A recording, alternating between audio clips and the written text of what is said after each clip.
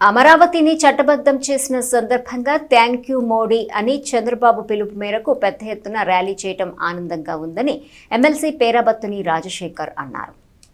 అమరావతి చట్టబద్ధతపై హర్షం వ్యక్తం చేస్తూ నరేంద్ర మోదీకి ధన్యవాదాలు తెలియజేస్తూ పట్టణంలో గురువారం సాయంత్రం ప్రదర్శన చేశారు.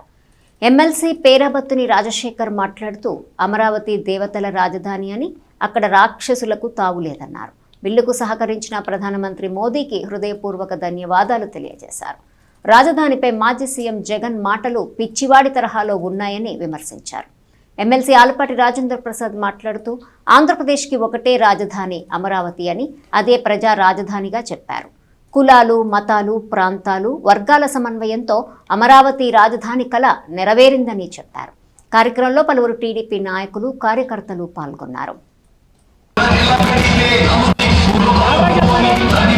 మార్కెట్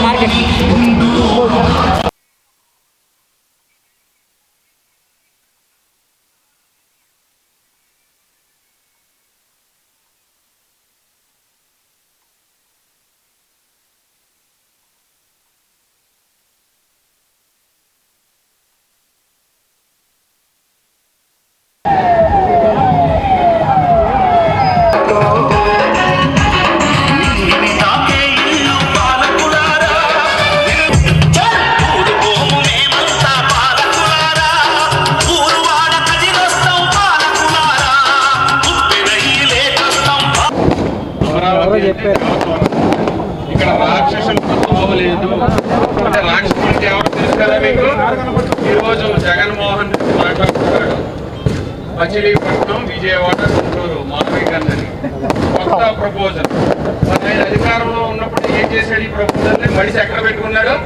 మళ్ళీ ఇప్పుడు మరి చంద్రబాబు నాయుడు గారు, విజనరీ లీడర్ చంద్రబాబు నాయుడు గారు, పవన్ కళ్యాణ్ గారి నాయకత్వంలో ఈరోజు కేంద్ర సహకారంతో మరి పార్లమెంట్లో, ఈరోజు రాజ్యసభలోని, లోక్సభలో కూడా ఈరోజు దీన్ని ఆమోదించడం, మరి అలాగే అదేవిధంగా మరి ఏదైతే కేంద్ర మంత్రి మండలి ఆమోదం పొందిన తర్వాత రాష్ట్రపతి గారి ఆమోదంతో గెజిట్ పబ్లికేషన్ ఆంధ్రప్రదేశ్ రాజధాని అమరావతి రాజధానిగా చట్టం చేయటం, ఇటు లోక్సభలో రాజ్యసభలో రెండింటిలో కూడా బిల్లును ప్రవేశపెట్టి ఆమోదించుకొని అన్ని వర్గాల యొక్క సమన్వయంతో, సమైక్యంతో ఈ రాష్ట్ర ప్రజల యొక్క ఆలోచనకి ఒక అర్థాన్ని ఇచ్చినటువంటి ఒక గొప్ప రోజుగా మనందరం కూడా భావించాలి. ఎందుకంటే ఆనాటి అమరావతి రాజధాని ఉద్యమానికి ఇదే వేదిక. దాదాపు 53 రోజులు మనందరం కూడా పోరాడాం. ఆనాటి పాలకులు మన యొక్క టెంట్లను తగలబెట్టి దాదాపు 500 మంది పోలీసు బలగాలతో మనందరూ టెంటుల్ని బయటికి తీసుకొచ్చినటువంటి సంఘటన మనందరికీ గుర్తుందని చెప్పి నేను అనుకుంటాను. వణికిన ప్రదేశం, వణికిచ్చిన ప్రదేశం ఈ యొక్క గడ్డ అని చెప్పి మీ అందరికీ గుర్తు చేస్తా ఉన్నా. ఆనాడు కాలు పెట్ట నేను ఇక్కడ కూర్చొని మన ముఖ్యమంత్రి, మన జాతీయ పార్టీ అధ్యక్షుడు నారా చంద్రబాబు నాయుడు గారు ఎవరో రమ్మని ధైర్యాన్ని ఇచ్చినటువంటి గడ్డ ఈ గడ్డ, ఈ ప్రాంతం అని చెప్పి మీకు మనవి చేసుకుంటా ఉన్నాం. ఎందుకంటే మన పెద్ద ఆయన ఉన్నాడు పైన, ఎవరు వచ్చినా కూడా లెక్క చేయనటువంటి పోరాటమే మన జయం. ఈ తెనాలి ప్రాంతం మనందరికీ తెలుసు, పోరాటాల పురిటి గడ్డ, ఉద్యమాలకు ఊపిరి.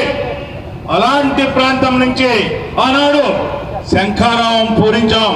కొన్ని వేల మంది సమక్షంలో ఎవరు వస్తారో రమ్మని చెప్పి ఆ రోజున ముఖ్యమంత్రి సైతం, ఎవరైతే ముఖ్యమంత్రిగా ఉన్నాడో ఈ రాష్ట్రానికి ఆనాడు పిలుపునిచ్చాం.